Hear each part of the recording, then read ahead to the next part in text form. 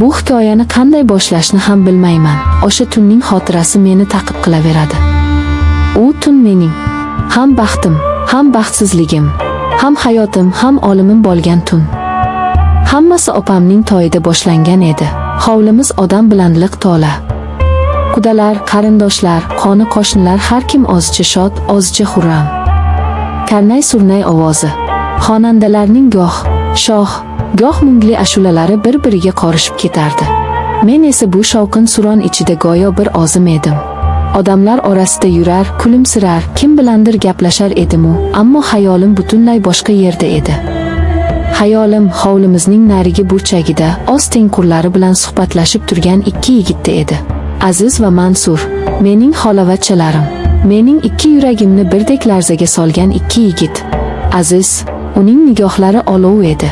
U bilan gaplashganimda so'zlarim ham, o'zim ham adashib qolardim. Uning yonida o'zimni ojiz, ayni paytda esa butun dunyoni zabt etishga qodirdek his qilardim. Uning kulgusi ham boshqacha edi, jarangdor, dadil. Mansur esa uning aksi edi. Uning ko'zlari chuqur, sokin, ammo ichida nimalar yashiringanini hech kim bilmasdi. U kamgap edi, ammo har bir so'zi oqdek edi. Ular ikkisi bir-birini to'ldirib turadigan ikki olam edi. Meni esa bu ikki olam birdek o'ziga tortardi. Qaysi biriga talpinsam, ikkinchisidan uzoqlashayotgandek tuyulardim. Bu tuyg'u meni ich-ichimdan yemirardi. To'y avjida odamlar davrada raqsga tushardi. Kimdir menga ham ishora qildi, lekin men boshimni chayqab hovlining chetroqiga borib turdim. Nega bir ozing turibsan? Bu ovozdan seskanib ketdim. Yonimga qachon kelib ulgurganini sezmay ham qolibman.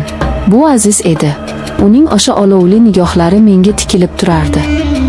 Shunchaki charchadim dedim. Aslida esa charchamagan edim, aksincha butun vujudimda tushunarsiz bir quvvat josh urardi.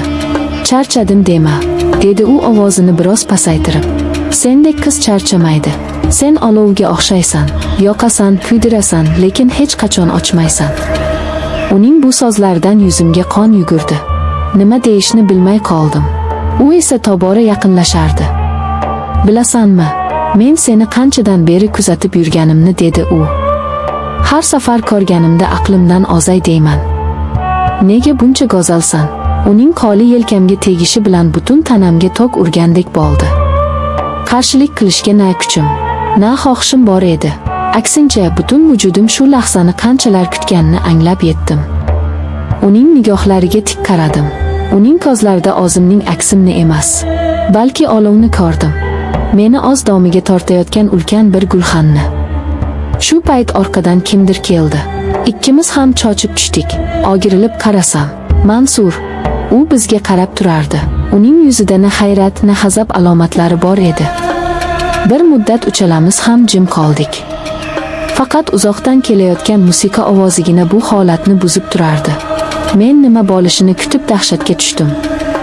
Hozir janjal boshlanadi deb o'yladim. Hozir hamma narsa barbod bo'ladi. Ammo kutganimdek bo'lmadi. Endi men ikki olov orasida qolgandek edim.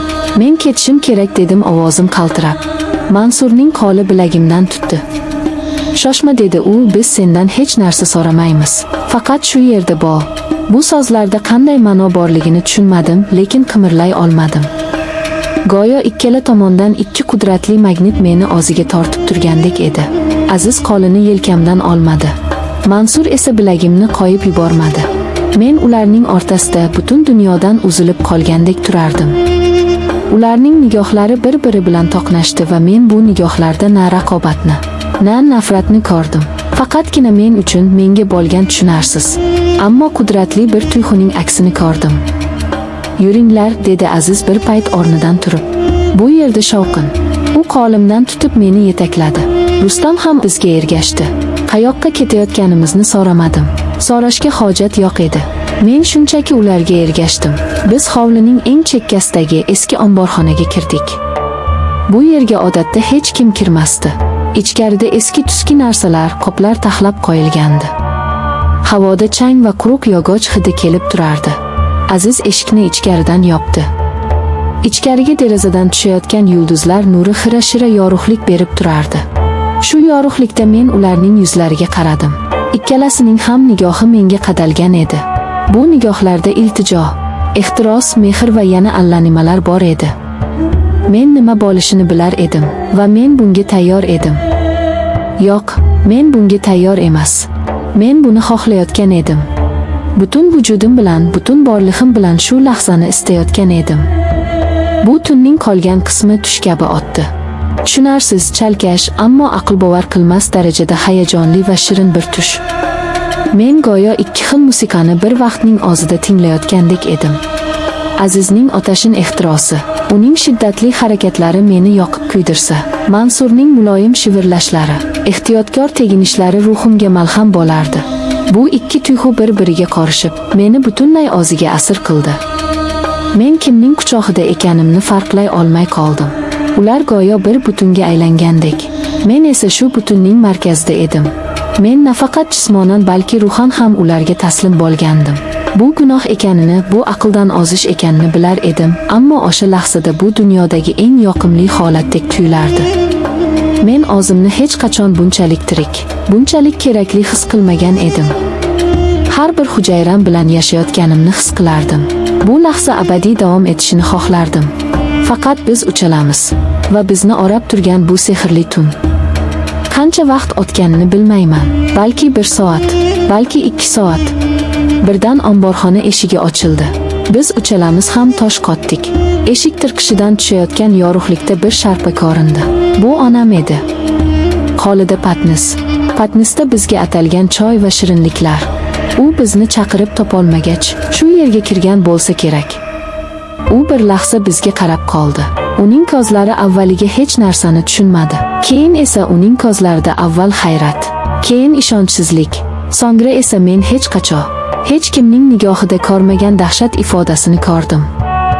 Onamning yuzi oqarib ketdi. Lablari pirpirab nimadir demoqchi bo'ldi, ammo ovozi chiqmadi. Faqat xirillagan bir tovush eshitildi. Qo'lidagi patnis yerga tushdi. Piyolalar sinib, choy hamma yoqqa sachradi. Bu ovoz o'sha tunning sehrini parchalab yubordi.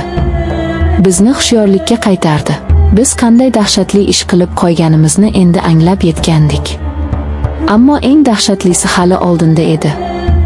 Onam bizga qaraganicha bir qadam orqaga tisarilmoqchi bo'ldi, ammo oyoqlari o'ziga bo'ysunmadi. Uning ko'zlari katta-katta ochilib, bir nuqtaga tikilib qoldi. U qo'llari bilan ko'ksini ushladi. Yuzi ko'kara boshladi. U og'zini ochib nafas olmoqchi bo'ldi. Lekin havo yetishmayotgandek boqilardi. Va keyin u sekin-asta, jonsiz bir qo'g'irchoqdek orqaga quladi. Uning boshi yerga gurs etib urildi. Men qotib qolgandim. Nima bo'layotganini idrok eta olmasdim. Aziz birinchi bo'lib o'ziga keldi. "Xolajon!" deya baqirib yubordi va onamning yoniga otildi. Mansur ham yugurdi. Men esa joyimdan qimirlay olmadim. Go'yo tanam muzlab, oyoqlarim yerga yopishib qolgandek edi. Faqat onamning yerda harakatsiz yotgan tanasiga, uning ochiq qolgan va dahshat ifodasi qotib qolgan ko'zlariga tikilib turardim. Hovlidagi musiqa hamon yangrardi. Odamlar hamon o'ynab kulardi. Bir necha daqiqa oldingi baxt, ehtiros, shirin hayajonlar o'rnini sovuq bir dahshat egalladi. Men o'sha tun nafaqat o'z nomusimni, balki undan ham azizroq narsani, onamni boshiga yetgandim.